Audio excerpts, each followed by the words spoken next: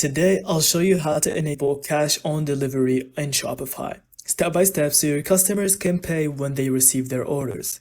First, log into your Shopify admin. Now, go to your Spotify dashboard and log in with your admin credentials. You'll need access to your settings to make payment changes. Step 2, go to Payment Settings.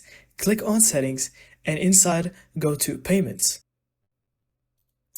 Under Payments, scroll down a little bit and choose Manual Payment Method and add Cash on Delivery, COD. Here, configure COD details. Enter the instructions your customers will see at checkout, like pay with cash upon delivery. You can also include additional notes for your delivery team or specify regions where COD is available. And then click Activate Cash on Delivery. Now, go back to your store as a customer and try placing a test order. Make sure COD appears as a payment option during checkout. This ensures everything is working correctly before real orders come in. And that's it. Thank you so much for watching. I hope you found this video helpful. And don't forget to leave us your thoughts in the comments.